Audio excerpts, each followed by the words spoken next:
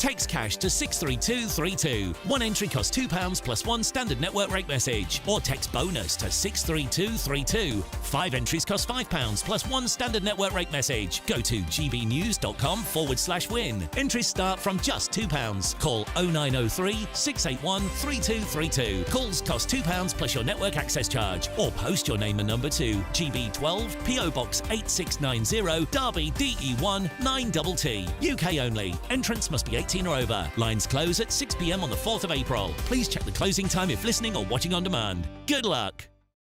I'm Michael Portillo. This is GB News, Britain's news channel. Good afternoon, Britain. Weekdays from midday. SpaceX latest Starship exploded over the Caribbean Sea. I was wondering where it had gone. Yeah, debris could be seen falling back to Earth moments after the Starship launched down from Boca Chica, Texas. The rocket, of course, was unmanned. This was the 8th test flight, and it was only meant to be in the air for an hour. But, importantly, the booster for this rocket was caught with those Mechazilla chopsticks in an impressive display, the 3rd time that's happened. Those Mechazilla chopsticks? This is Elon Musk's spaceship, isn't it? Tell. Starship, sorry. Yeah. Planetary scientist Andy Lound could tell us more about this. Andy, so was this a disaster or is this just a little obstacle to success? Yeah, good morning. Par for the course, really. This is what kind of good afternoon. Par for the course as these things go on. The whole point of the tests, he's going to do 25 tests this year alone.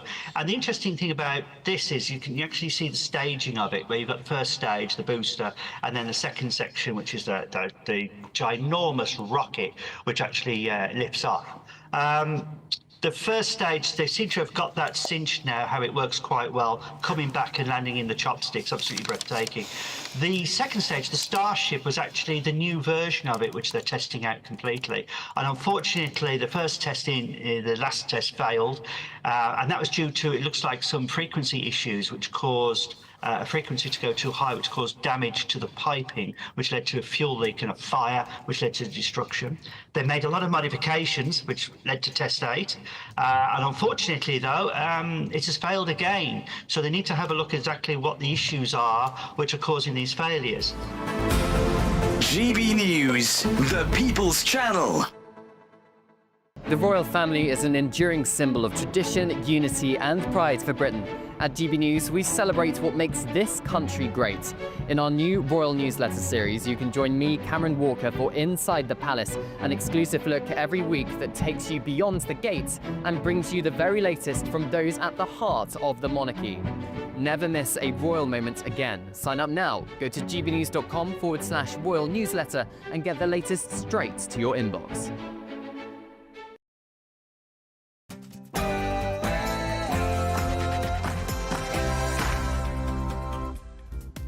Hello everyone, it's 11 o'clock, which means it's time for tomorrow's newspapers tonight. Join us over the next hour to find out what is the French guide to invasion. Are we heading towards the end of biological sex?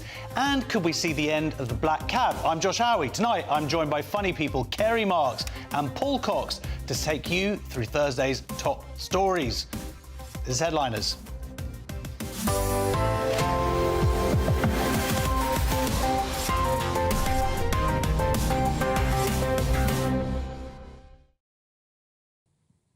But before tomorrow's news, let's go to tonight's headlines with Tatiana Sanchez.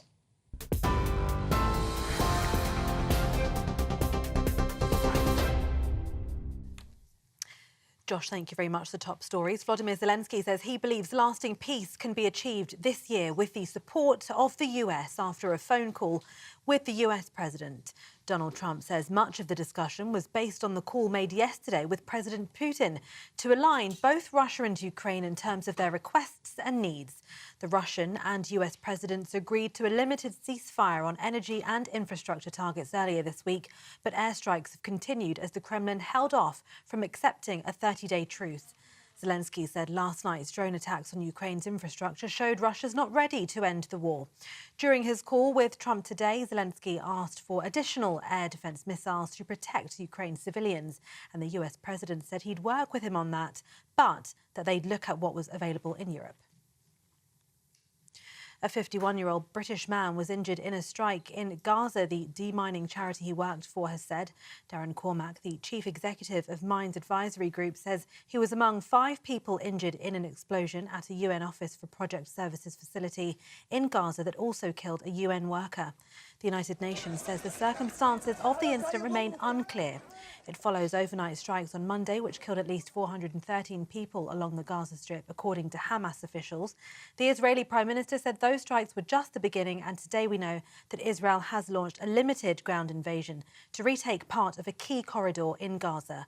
Both Israel and Hamas must respect international law, Downing Street said today, amid the renewed strikes. And a teenager who was planning a mass shooting at his old primary school has been jailed for life with a minimum term of 49 years for murdering his family. 19-year-old Nicholas Prosper from Luton pleaded guilty last month to the murder of his mother, Juliana, who was 48, his siblings Kyle Prosper, 16, and 13-year-old Giselle. Court hearings revealed he'd fantasised about becoming the country's worst mass school killer with a plan to kill 30 children and 2 teachers. In sentencing, the judging said the words heartless and brutal were insufficient to describe the horror of the last moments suffered by his victims. Those are the latest headlines. For now, it's over to Headliners.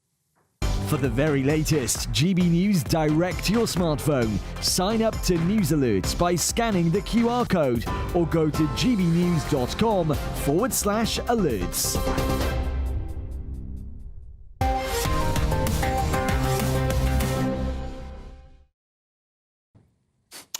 Welcome to Headliners. We've got a lot of great stories this evening, and we have some front pages we're going to get through first. The Daily Mail. Biological sex erased from official data. The Telegraph. Criminals free to pick their own gender. The Times. Trump eyes takeover of Ukraine's atomic sites. Night, Tatiana. So, she was like a ninja, wasn't she? She was sneaking out of the studio there. Creepy, creepy, creepy. No one would have known if you hadn't pointed it out. I know. No one would have known. I feel bad. It was good enough. I feel naughty. Anyway, hi guys. Hello. Hello. How are you doing? I'm good. It's great to see you both. It's great to see you both as well. It's great to see you both too. And we've got great stories tonight, but Good stories. our stories are only as good as the mess you will make of our country. Yeah. And they're doing a great job. Yeah. Well, let's Keep it start up. with the Mail then. The erasure of sex. OK, well, before we get into it, can I just very quick mention of the other headlines here. Mother who believes her child's tantrums are caused by trauma in a past life. I think it's an important story because, first of all, it's plausible, and I think you should spank your child because maybe they were naughty in their last life. They could have been Hitler. Exactly. Your child could be Hitler. But it's also, this is irrelevant, Josh, because if we start believing that children are behaving in a particular way because of their last life, you don't know where it's going to lead to. It could lead to mums believing their children are born in the wrong bodies. You know, other kind of craziness. Well, this is one of the crazy stories, which is exactly that, which I know this is a story we're about to do. It leads in. I was leading us in. I know, but I just wanted to take us. I wanted to lead. I wanted to jump in head first and dive into it because I just read the most insane thing to do with this story about a baby, a mum who changed the sex of her baby at a couple of weeks old. Went to the GP and said, "I want to get a new baby number because my kid is, I believe, is a different sex." And the GP went along with it and didn't report it to social services. Yeah, no, the GP looked at the child and went, "You're obviously right. That baby is clearly the wrong sex." Anyway, sorry, we can tell now by looking at the baby. The headline is "Biological sex erased from official data," and this is the review commissioned by the last Conservative government in a study that's been led by Professor Alice Sullivan of the University College London, and basically, and we don't know what sex she is. They are. No, we don't know the point is, anything about this we person. don't know anything anymore. Okay. They found the word gender has started to replace sex in so many different ways. It's been going on since the 1990s. 10 years of robust and accurate data on biological sex has been lost. I'll give you the brief on this is after many years of confusing the meaning of men, women, male, female, neither and both, it has led to confusion, which no one saw that coming. The meaning of sex, she puts this very politely, the meaning of sex is no longer stable in administrative or major survey data. Now, what she's saying politely, and I'll put it the other way, I'm going to use the word fuddle here, but you'll probably work out what I mean. We've got a clusterfuddle going on here. Well, Paul, the interesting thing here is that this idea that there is this muddle, fuddle, whatever, is the fact that it is deliberate. And as the Daily Mail says, and it's so nice to see them write this here, corrupted by extreme gender ideology. To see extreme put there is such an important thing, because we've covered this on Free Speech Nation over the years, we've covered it here on the years, but to see it all collated together across our different institutions to show that capture by extreme gender ideologists, that is interesting, and to see the impact as well. Well, of course, and, you know, it is extreme. It wasn't that long ago where boys had willies and girls didn't. And that God, you're a biologist. Yeah, I know. That would now that makes that's a hate crime. You know more than an average doctor now. I do seem to know more than an average doctor. And of course, you know, you might look at this stuff and you hear us talk about it and think, why is it important? Well, the first thing to understand is sex is assigned at birth. Sex is given to you by whatever method you believe in, God, biology, whatever it might be. You are given that at birth. Gender is something you can choose now yourself. And if you're thinking to yourself, well, that's not an issue either. Just stories like this. Many police forces record crimes by male suspects as though they were committed by women at the request of the perpetrator or based on how the person presents. So the data gets skewed in all sorts of different ways. There's other stories about in the Royal Navy where there's been sexual assault cases where the person's identified as a different gender as well. And, of course, this creates a huge problem. And if we can't believe the data on sex, what can we believe the data on?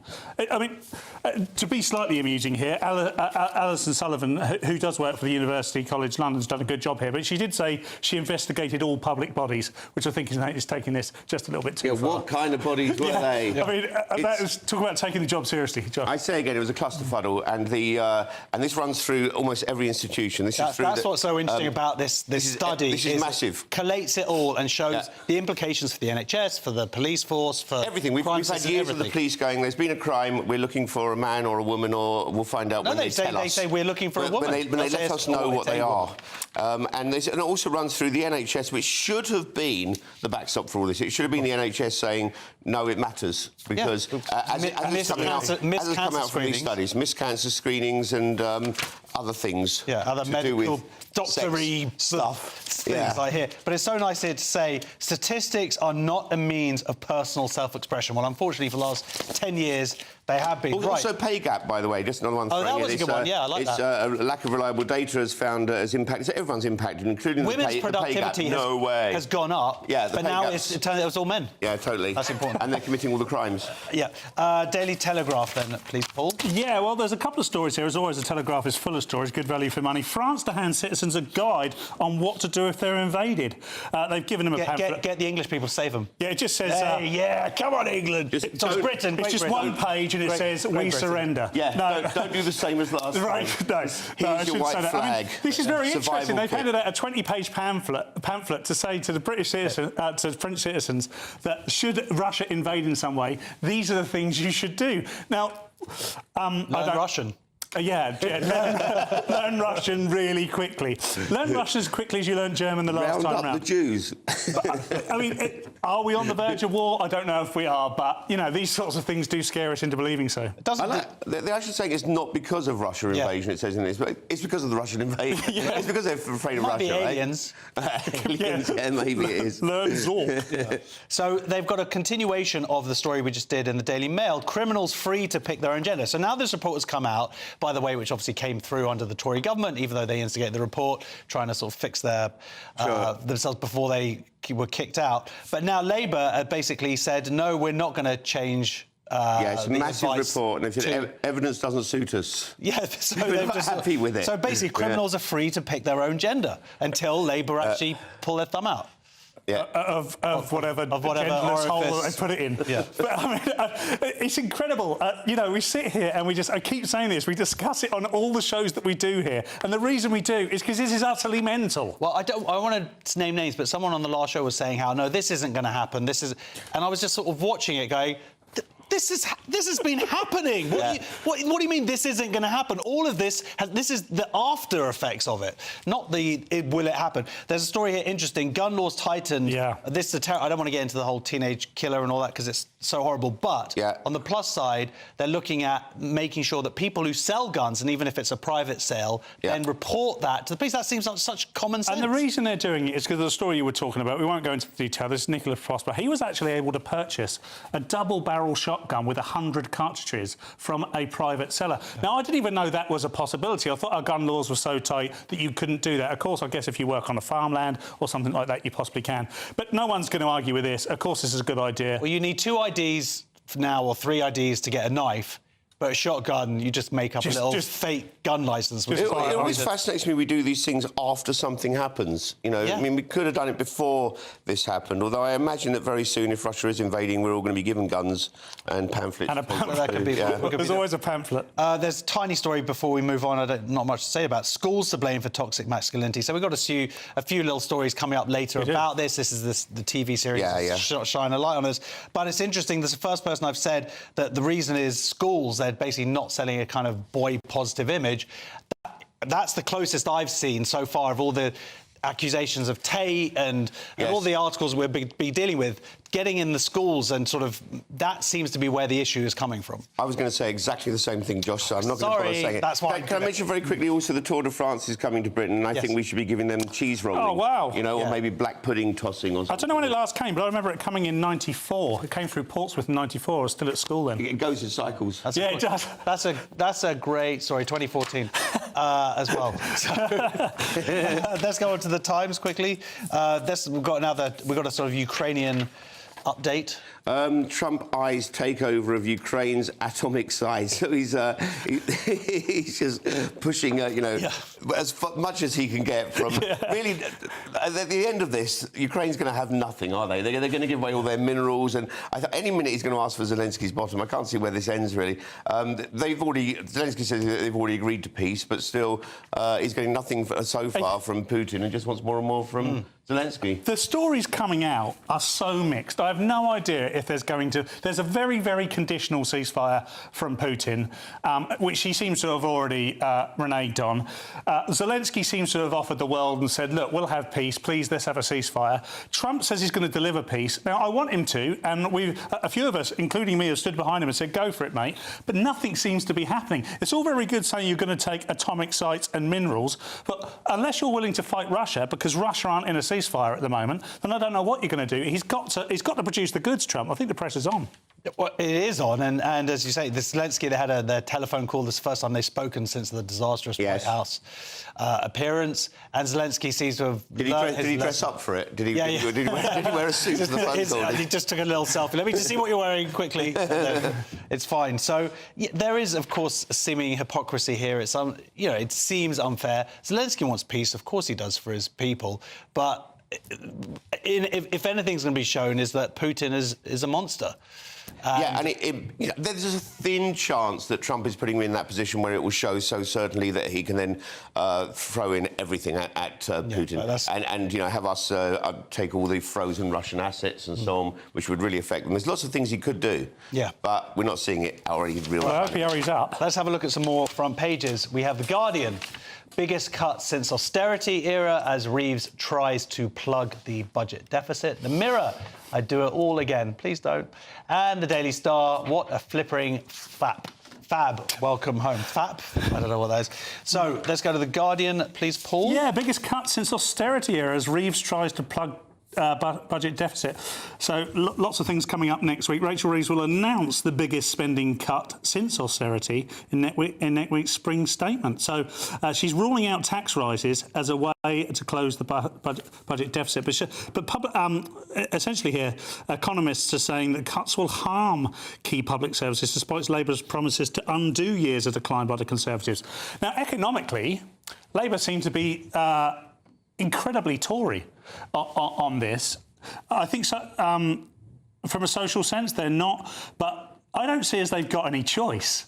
So we quite clearly, the Tories have left the economy in a bit of a state. There's no two ways about it. Labour want to induce growth, but the only way they can do that is to cut back on public spending, which is what they're historically famous for, is increasing public spending, but they've got no choice. So they're going to cut Whitehall by about 7%. All that's ever going to do is trickle down. You're going to see less in your local communities in terms of spending.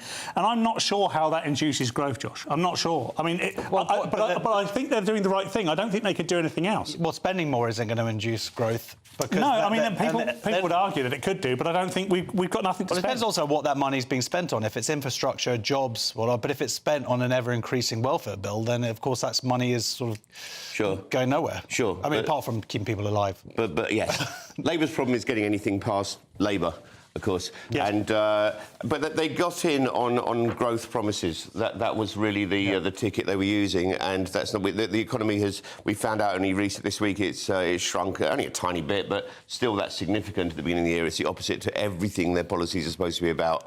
So we'll see what happens. I don't think they know what they're doing really. Personally. Well, we're in purgatory, aren't we, with our economy? Yeah. Right. Well, let's go on to the Mirror. I'll do it all again. Hancock. I haven't thought about Hancock for a while. No, and I enjoyed it. I enjoyed thinking about it.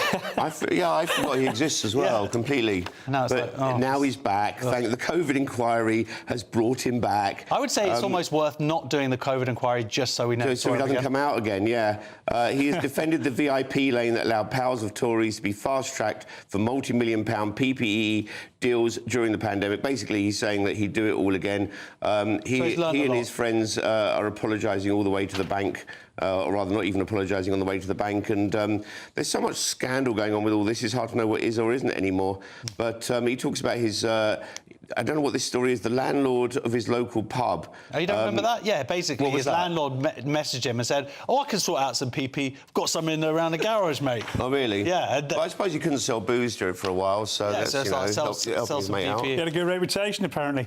I mean, the COVID inquiry is still going on, which is interesting, because I keep forgetting about it. I'm hoping we really learn something from this COVID inquiry. If we learn that Matt Hancock's a bit of a wally, then it's a waste of money. So I'm really hoping... Glad you went with Wally there. Yeah.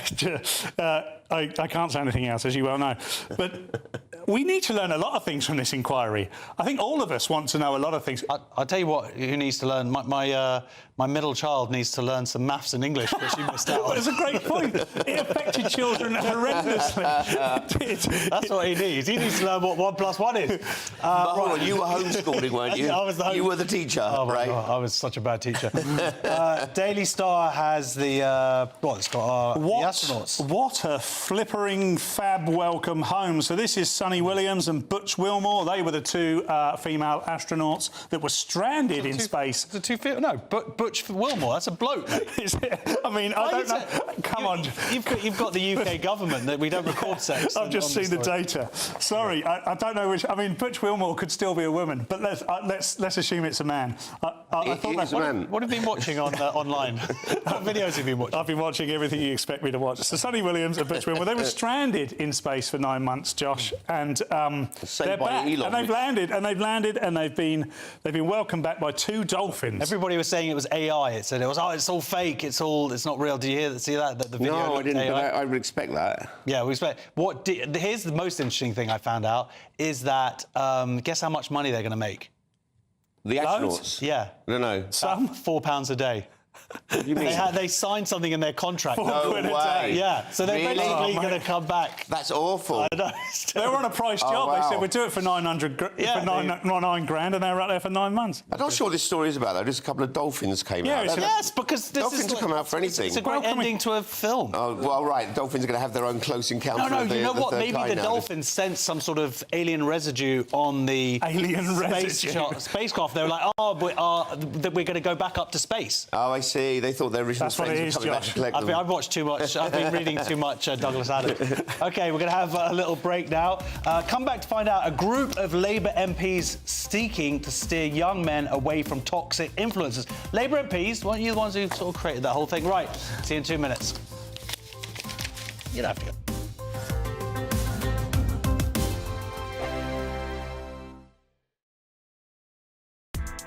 Join me, Nana Akweer, for an informative, interactive news programme with a difference.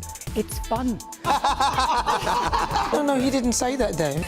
I'm so surprised. I think there's an element of truth to that. Join me from 3 p.m. every weekend, only on GB News, Britain's news channel. If you want your news to be straight talking... This is a nightmare for the Conservatives again. Down to earth. It's not just Nottingham where this is happening, is it? And most importantly, honest. Hard-working, middle-class taxpayers, they'll get their book thrown at them. Then catch me, Martin Daubney, Monday to Friday, 3 till 6 p.m. on GB News, Britain's news channel. Good afternoon, Britain. Weekdays from midday. Well, the end of February marks the beginning of the holy month of Ramadan, and the Prime Minister Sir Keir Starmer was quick to wish all Muslims Ramadan Mubarak. Yes, he was, and the royal family also took to their Twitter feed, and they have millions of followers to mark the occasion, sending their best wishes to Muslims in the UK, Commonwealth and all around the world. Which is all very nice, and quite right, of course, because there are many, many Muslims who are in the Commonwealth, which the royal family heads. However, what's been said for the Christians? Zippo. Because there's been a deafening silence from, well, the royal family, politicians and many others as Christians mark the beginning of Lent, despite the fact the King is, of course, head of the Church of England. Yes, it's all rather disappointing. Shall we get the reaction of the former chaplain to Queen Elizabeth II, Dr Gavin Ashenden? Thank you very much indeed, Gavin, for coming on. Are Christians being forgotten in this country? I am taken aback by the fact that the royal family would take to their Twitter feed, which is watched by millions of people, to celebrate the holiday of Ramadan, but no mention of Lent, no mention of Shrove Tuesday, no mention of Ash Wednesday, nothing.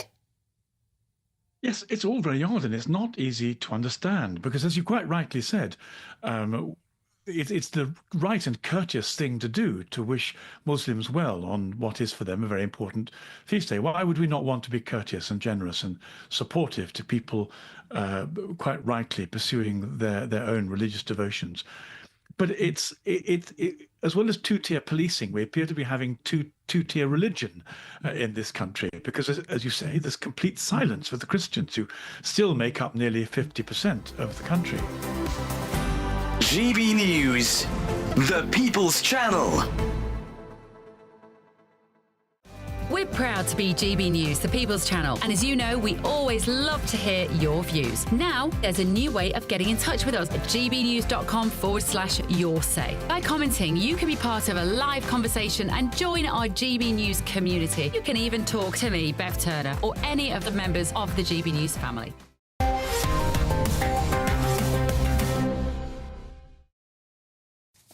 Welcome back to Headliners. I should explain that in the last section, Paul thought that there were two female astronauts. If we stick up the Daily Mail, we'll find out the reason why.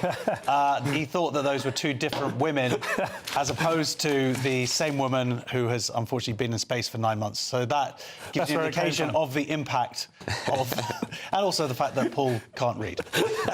That was, by the way, that story was about what space really does to your body, which is much better than a story about what it doesn't really do to your body, which was why would they do that anyway? Makes no sense. Exactly. Okay. All right, let's go on to the next newspaper, The Guardian.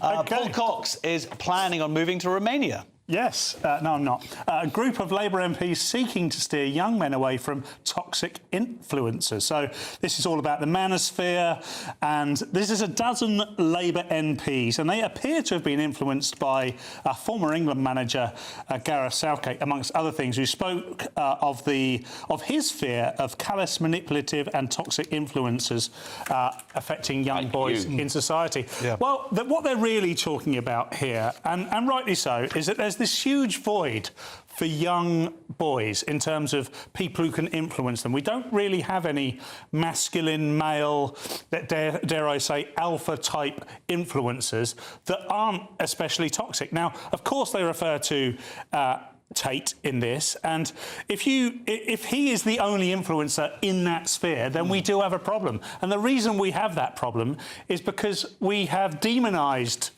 men and young boys, and particularly masculinity, over the last 5 to 10 years. No, longer than 5 to 10 years. I would say it's been going on... Since we were young, maybe. Yeah, but we really stepped it up a few years ago, you know. I mean, we took it to a whole new level. We did have male role models, didn't we? We had David Hasselhoff and Mr. T. Well, Southgate talking about it is a bit interesting because, like, obviously those male footballers are not good role models. Not necessarily. Gazza, you know, the people he grew up with aren't good. It's a very good point. Yeah. I mean, use Gareth Southgate's talk. Football's an activity that leads to more domestic violence than almost any other activity. Yeah. This is spitting on the field, tribalism, hooliganism. The message of football is that a hole actually is a goal. That's not good, is it? So anyway, we building just for that. Who is he to talk? I don't even know what to say. Continuing my point. Look, this is Andrew Tate panic, though, isn't it? This is, and I think part of Andrew. I don't like Andrew Tate, but I think that this ideology kind of gave birth to him. Really, it gave him a. That's exactly it gave him a place the point where he exists, which is I'm going to add to that point because here's where it gets interesting. And they're talking about the campaign called Dad Shift, which I think has got some good things to say, although I don't like the sound of shifty dads. And they're right that they're talking about paternity rights and so on. There's some good stuff in here, right? But that's not the issue, right? But here's the turn. Here's where they start talking about the trouble with men who are now voting for reform or voting for conservative. And then you realise that this is really just political. The article, as you read through it, it kind of comes down to if you're a good male, you vote Labour, right? Yeah. And if you're not, you don't. And what the whole article is missing, it doesn't include things like the dearth of male teachers in this country who would be good role models and why that's happening. But there's and how it's an increasing decline. Yeah. Or decreasing increase. That's why I used the word dearth. Yeah. And I agree with both of you. And Paul is, yes, it's where's the self-criticism in all this? Where's the we might have been going wrong with our own toxic ideology? And that's what winds me up. It's in The Guardian, it's a bunch of Labour MPs, and it's like, this has come predominantly from the left.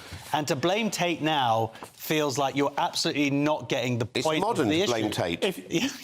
It's also, I'll just add to it that I think we're not playing the game right with boys and understanding what they actually are and how they feel. Yeah. And actually, one of the biggest, or one of the best methods of getting boys to feel proud of themselves and so on, and their treatment of women, is to bring out the chivalry. Boys love to be chivalrous and know they're stronger than girls, and therefore they have to be aware of that. But instead, what we've been telling them is, if you say you're a girl, you are one. So therefore, you can go into a boxing ring with one. You can race against them in sport. We've completely smudged over this difference. We said the boys and girls are the same. Yes, basically we've said they're the same. Which they're not. We feminise boys to the nth degree. We've denied them their masculinity. The word masculinity has become synonymous with the word toxicity. And as a result, we always put the two together. Toxic masculinity always goes together in a sentence. It's simply not true. And it's affecting a generation of boys now who are very confused and they're looking to influence us. Yeah, well, be more like us. The point is, Tate is not the problem. Tate is a symptom. And when they're trying to suggest here that, you know, they're going, oh, how do we get these boys, 13-year-old boys, how do we appeal to them? They're going, oh, let's do paternity rights and give an extra 2 weeks. It's like, what does a 13-year-old care about that stuff? That is not what's going to solve the issue here. No. Very frustrating. Right, let's go on to, what do we got next? Telegraph. And has the UK's Law Society criticised the leader of our country, President Trump? It looks that way, yeah. Trump's DEI crackdown risks undermining British legal system. This is the Law Society of England and Wales. Richard Atkinson, the head of the 200-year-old professional body, who is complaining about, yes, he's saying that Trump's changes with DEI are going to affect Britain. I don't, you know...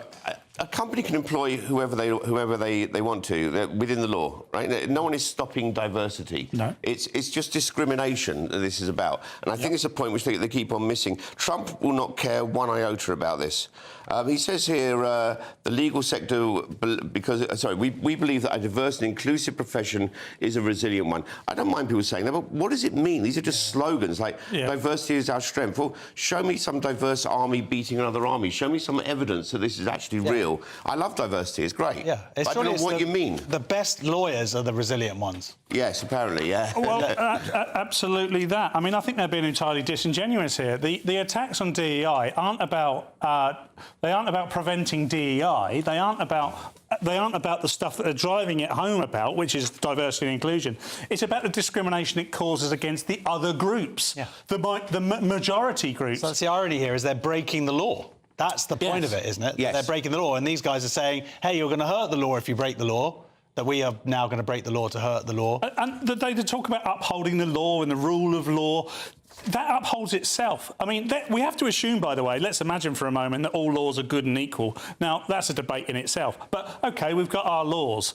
Now, the people that uphold them, the best people to do that are the best people to do that. No one really cares what colour their skin is. I guess the argument can come back that if you have a diverse group of people doing that, then you get a diverse view of the world. I don't think anybody disagrees with that. But the whole point of the attacks on DEI is not to discriminate against people of colour or people of different sexualities. It's the whole point is that it's discriminating against white straight blokes, for instance, which is now a victim group.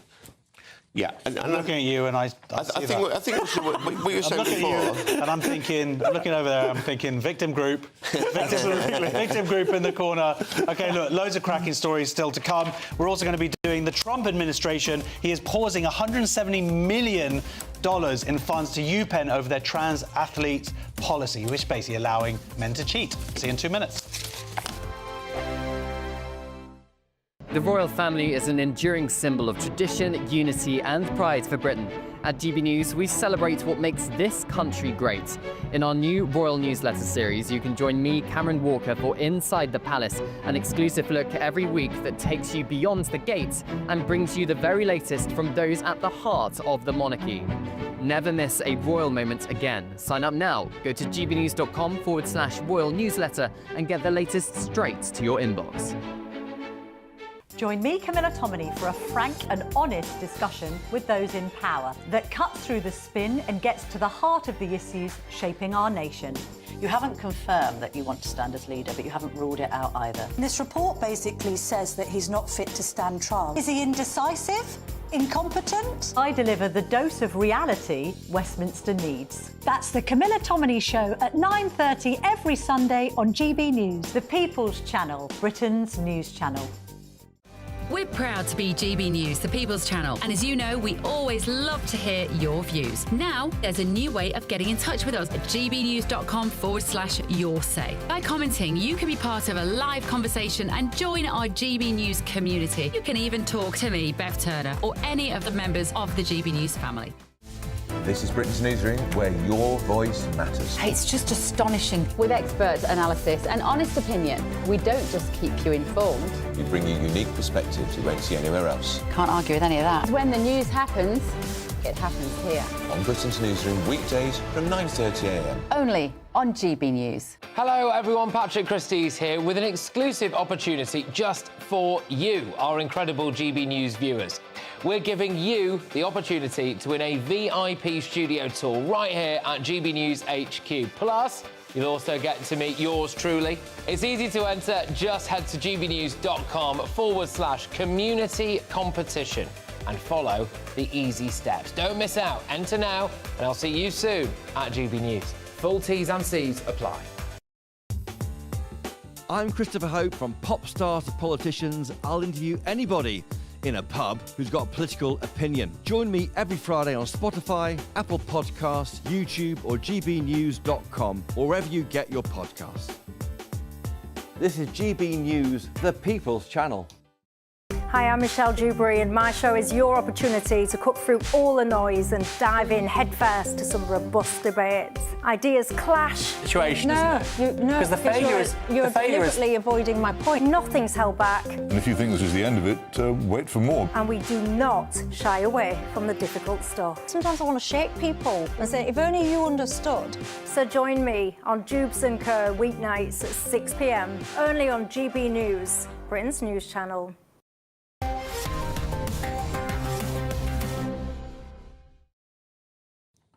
Welcome back to Headliners. Let's start with Thursday's Guardian poll, and it no longer pays to cheat. No, it doesn't. Trump administration pauses $175 million in funds at the University of Pennsylvania, which is colloquially known as UPenn. over trans athlete policy. And this comes a day after Donald Trump signed an executive order entitled Keeping Men Out of Women's Sports. And if you're wondering why Penn is specifically targeted, it was in the spotlight because of Leah Thomas, for those who aren't aware, who competed for the men's swim team before transitioning in 2022 and went on to be the first transgender woman to win major collegiate swimming title. So this is quite a famous story in the States. We might not be aware of it here. I know us three are, but quite clearly a man transferred from... She's my swimsuit calendar pin-up. Yeah, extra lumps. Who doesn't like the extra lumps? That's all I say. But of course, Penn are actually saying that they haven't heard this officially, and actually the White House spokesman is an unnamed source, so we don't know how true this is. But it's very much in keeping with what Trump's doing, and I think most of us, a lot of people, particularly millions of women around the world, are very pleased this is happening. Well, interestingly, there are millions of women who also probably aren't that pleased and think that it's a terrible thing that Trump is evil. Never mind. Yeah, I mean, they're wrong. I mean, it's incredible to see the Democrats dying on this hill, isn't it, Kerry? Yeah, well, we're having a backlash special tonight, aren't we? These are all the backlashes of ideology that's gone on for a while. And you're right, there's still people fighting for this dying ideology, like boy girls that they are.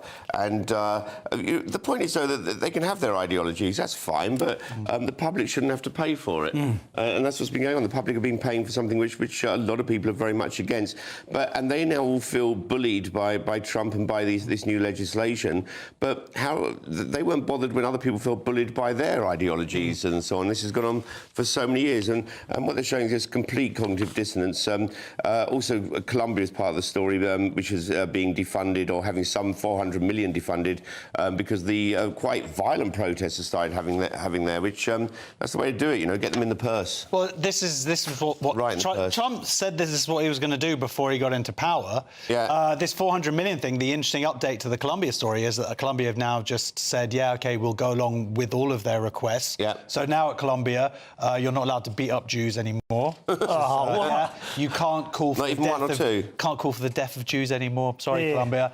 And you have to let Jewish students go to class. So it's a bit of a political correctness gone mad. It's a sad day for Colombia students. It's really upsetting for them, yeah. Yeah, but I'm assuming that these guys will also back down. They have, the UPenn here put out a statement saying, oh, we have followed the NCAA and Ivy League policies regarding student participation. I was only following the orders! Yeah. You do that remarkably well. They got new orders. Now you got new orders, yeah. And also the people who are complaining, the Human Rights Campaign, a national LGBTQ plus advocacy group, saying this is anti-equality activists who are manufacturing this. Like, can you not see the irony here? You are anti-equality.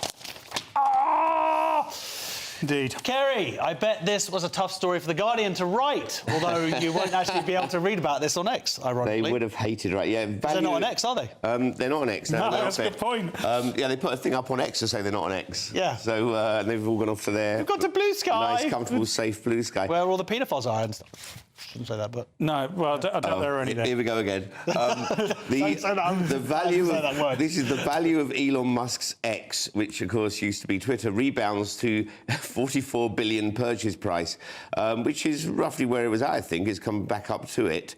I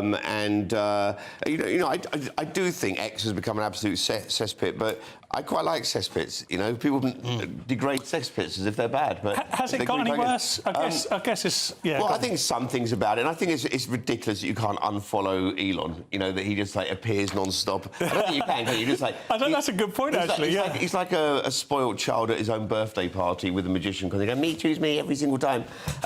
So, yeah, it gets a bit annoying, but he changed it to X, much like Prince got rid of his name and no one knew what to call him anymore. And... This is the artist formerly known as Twitter. That was so he could get some of his royalties as well, I think. It was an argument. He had a better reason for it, perhaps. But they tried to price Elon out when he first tried to buy the company.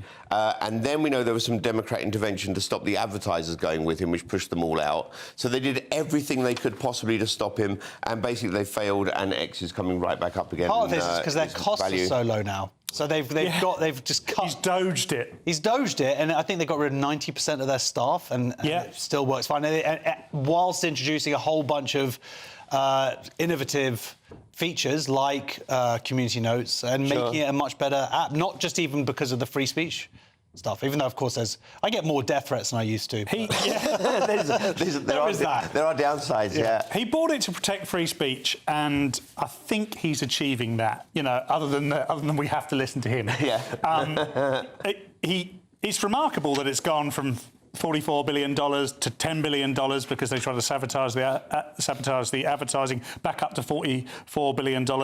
It feels to me like X is flourishing. Now, perhaps I would say that I'm supportive of what X is trying to achieve, and you do see more sort of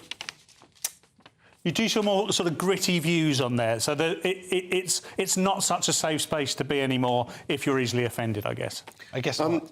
But then the point of free speech, I guess, is just it's hard. There's stuff that is very I would say testing, yes, stuff. and frustrating, and the sheer outnumbered by there's a lot of Jew hate on there.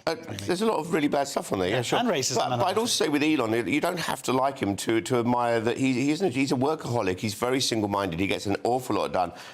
You know, he's imaginative and he's prepared to fail. I think that's one of his big achievements. Is even with his space stuff and so on, he's prepared to have businesses go wrong. Well, the space stuff is what's worth all the money now. The SpaceX is the biggest company. Coming away from Tesla a little bit. He hasn't failed. I wouldn't want to be him though. It looks exhausting being him. It does look exhausting, although you do get to hang out in the White House with a small boy. Hello?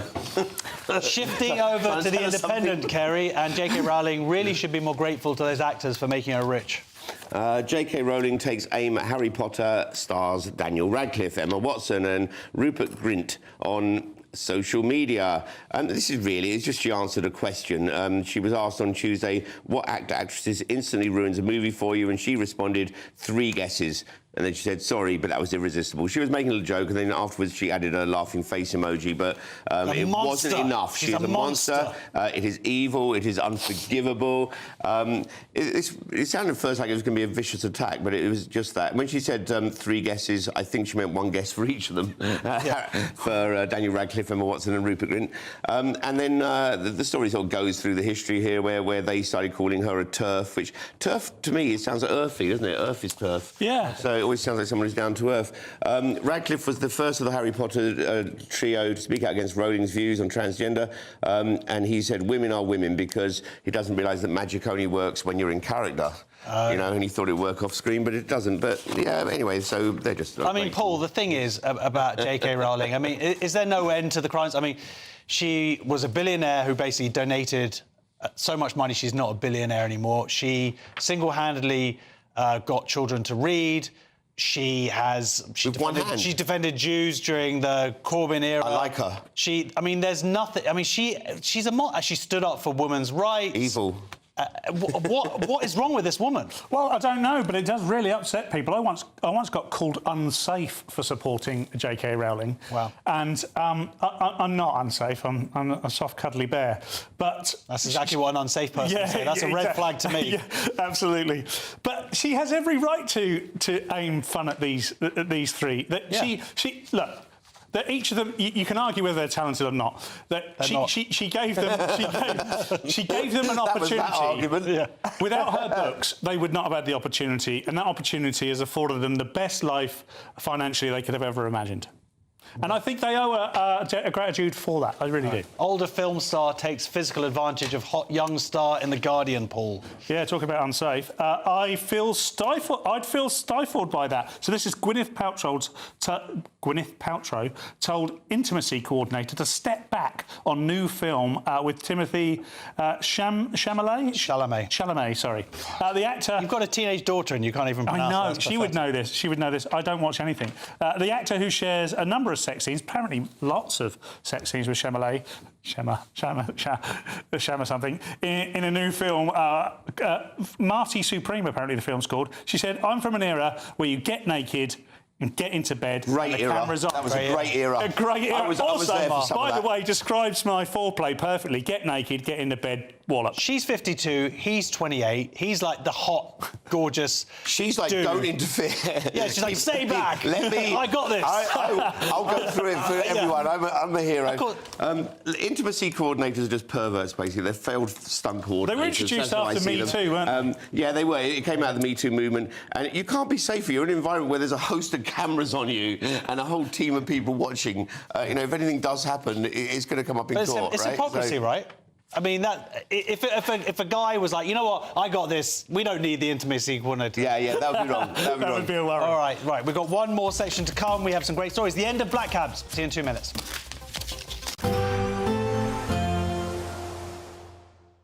You're looking happy. Well, the forecast looks good.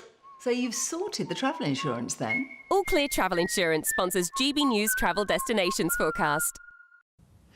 Whilst we're enjoying plenty of sunshine across the UK at the moment, it's a cool and blustery picture across the eastern Med, and we have stormy conditions out towards the west as well. So parts of Portugal and Spain really seeing some very unsettled weather with thunderstorms, heavy rain and strong winds over the next few days. Fine across most of Italy though, with some sunshine, and fairly decent across Greece and Turkey, but cool and blustery in those strong northwesterly winds. Temperatures are set to increase though over the next few days. All Clear Travel Insurance sponsors GB News Travel Destinations Forecast. Evening, welcome to your latest weather update from the Met Office here on GB News. Another chilly one tonight across the north, particularly so in Scotland, where there will be a frost, but generally elsewhere not as cold, and it is going to feel quite warm by the afternoon. This low pressure is going to mix things up for Friday and the weekend. But still, for most places, after a cracking day of spring sunshine, it's a dry and a clear night. A bit more clouds spilling north through the night over England and Wales, helping to keep the temperatures up. And there's some thicker cloud across the Northern Isles, maybe producing 1 or 2 showers. But most of Scotland staying dry and clear. That's where we will have a frost, down to freezing, even in towns and cities, and rural spots like last night could be well below. But most of England and Wales staying above freezing, maybe parts of northern England just dipping down to 0, and potential for a little bit of mist and fog here and there also. But any mist and fog should clear quite quickly on Thursday morning. Still a small chance of a shower in Shetland, a frosty start across the bulk of mainland Scotland, but a sunny start as well. A bit more clouds across parts of Northern Ireland and England and Wales, but very patchy in nature. Generally, it is going to be another fine day with plenty of spring sunshine. And not as cold as recent mornings, certainly across much of the south. Through the day, not a great deal of change. As I said, any fog should clear. There'll be some patchy cloud here and there. The very small chance of seeing an isolated light shower developing. The cloud thickening a little in the Western Isles as the breeze picks up here too. But most places with light winds feeling quite a bit warmer than recent times. Could easily reach 20, maybe 21 across the southeast, and even eastern coastal counties that have been quite chilly will be warmer than recent days. The breeze picks up a little here on Friday, and we start to see a change with cloud thickening and some showers for Northern Ireland, perhaps South Wales and southwest England too. But again, many other areas dry, and particularly western Scotland looking pretty mild on Friday with temperatures in the high teens. Just feeling a bit cooler again on those eastern coasts. Bye for now. In the GB newsroom, we bring you the news as it happens. With our team of dedicated journalists across the UK, we're ready to keep you up to date with what's happening every half an hour, every single day. Bulletins here on GB News, the People's Channel, Britain's news channel. Join me, Nana Akwe, for an informative, interactive news programme with a difference. It's fun. No, he didn't say that, though. I'm so surprised. I think there's an element of truth to that. Join me from 3 p.m. every weekend, only on GB News, Britain's news channel.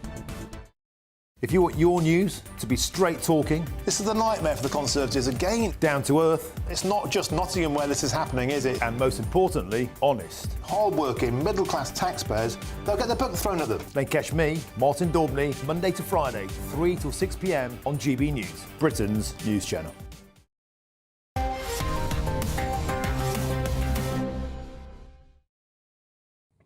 Welcome back to Headliners. Paul, Thursday's Telegraph featuring someone I doubt we'll ever hear from again. Rachel Zegler, I don't know any movie stars, accuses white studio bosses of questioning her ethnicity. So her mother apparently is Colombian descent, and she has claimed that executives kept calling her to ask if I was legit, meaning was she legitimately of Colombian descent, when she was in the running to play Maria in Steven Spielberg's West Side Story. She's now playing Snow White in the new adaptation. Is she legit? Is she legit? Okay. I think she's a legit human being. She looks like she could be of Colombian descent to me. I'm not sure why she asked. How does she know that it was white studio bosses who were asking this is her? a good point. Did she check out with them? She said she was amused at having a bunch of white executives have you prove your identity to them. So there is the race element. But you can understand that for this story, can't you, Kerry? That they're obviously featuring West Side Story. They want to make sure that they've got someone, you know, when you're a Jet. Is it the Sharks or the Jets? There's the Sharks and the Jets. But which one are the, is it? Hispanics. Oh, I'm sorry. I didn't know I was supposed to watch the whole of West Side Story all over again before doing this programme, Josh. No. I watched it when I was a kid. I don't know. No, I thought this story was originally about her being in Snow White, but then I realised, yes, you're right. It's from West Side Story, which, if they're trying to make it authentic, And then it's a fair enough question. She's traumatised. She was asked. She had to prove it. How? By saying, yes, my mum's Colombian. Telegraph again, where Kerry will act out the story with Paul. Come on, guys, I want to see this. Which one? We're on this one here. Oxford academic loses 9-year discrimination battle triggered by a clumsy kiss. OK, let's see it. Telegraph. Let's see the clumsy kiss, please. No. Anyway, so... That's clumsy. Yeah, this is the story of a guy who's betrayed by a kiss. And what a complicated world we're in for young people now. Basically, he took a woman home and went for a kiss, and she wasn't interested, and it led to him then being sent on a DEI course, and then he was found not guilty of doing anything wrong as far as the kiss goes. It was just an unwanted kiss, and then he complained about the DEI course, and they apparently decided he sued Oxford in 2018. They've decided that he should have gone to the DEI. Basically, I don't know. He should have gone to the 9 DEI. years of his life. It's been 9 years of his life. He should have just gone on the... Look, I normally wouldn't say this, but he should have just gone on the course and let it lie. He didn't do anything wrong. No, he was toxic masculinity. The problem was he was embarrassed by this situation. What's DEI got to do with it? What's DEI got to do with a kiss? It's not if it's DEI. It was all about... No, it was a DEI course he was sent on as a result, equality and diversity training, because which was basically he had gone to just kiss a girl. non-harassment, but he hadn't harassed. That's the point. And so that's why he took him to court. But then they said, "Oh well, it doesn't matter. You should have gone on the course anyway." Meanwhile, young people are afraid of chatting each other up, and the population is going down because we're in a population. And the sad thing is, he's become a huge Andrew Tate fan. Yeah. Well, of course. He's done the course. All right. Let's take a final look at Thursday's front pages. The male biological sex erased from official data. Telegraph, criminals free to pick their own gender. Times, Trump eyes takeover of Ukraine's atomic sites. The Guardian, biggest cuts since austerity era as Reeves tries to plug budget deficit. The Mirror, I do it all again. And the Daily Star, what a flippering fab welcome home. That's it for tonight's show. Thank you very much to my guests, Kerry and Paul. Do you have a good time? It's been absolutely wonderful. It was a little bit toxic masculinity for my benefit, but I'm going to be back tomorrow at 11 p.m. with Nick Dixon and Lewis Schaefer, so that's going to be a much more feminised edition. And if you're watching at 5 p.m, repeat, then stay tuned for breakfast. Have a great day. Bye.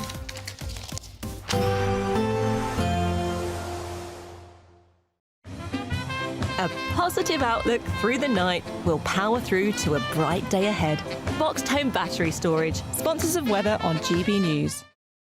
Evening, welcome to your latest weather update from the Met Office here on GB News. Another chilly one tonight across the north, particularly so in Scotland, where there will be a frost, but generally elsewhere not as cold, and it is going to feel quite warm by the afternoon. This low pressure is going to mix things up for Friday and the weekend. But still, for most places, after a cracking day of spring sunshine, it's a dry and a clear night. A bit more clouds spilling north through the night over England and Wales, helping to keep the temperatures up. And there's some thicker cloud across the Northern Isles, maybe producing 1 or 2 showers. But most of Scotland staying dry and clear.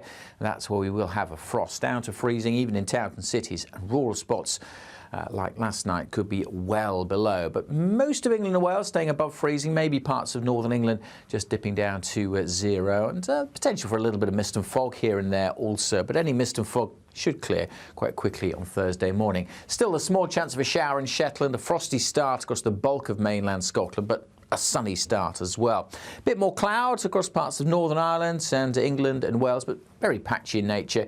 Generally, it is going to be another fine day with plenty of spring sunshine and not as cold as recent mornings, certainly across much of the south. Through the day, not a great deal of change. As I said, any fog should clear. There'll be some patchy cloud here and there, the very small chance of seeing an isolated light shower developing. The cloud thickening a little in the Western Isles as the breeze picks up here too, but most places with light winds feeling quite a bit warmer than recent times. Could easily reach 20, maybe 21 across the southeast, and even eastern coastal counties that have been quite chilly will be warmer than recent days. The breeze picks up a little here on Friday, and we start to see a change with cloud thickening and some showers for Northern Ireland, perhaps South Wales and southwest England too. But again, many other areas dry, and particularly western Scotland looking pretty mild on Friday with temperatures in the high teens. Just feeling a bit cooler again on those eastern coasts. Bye for now.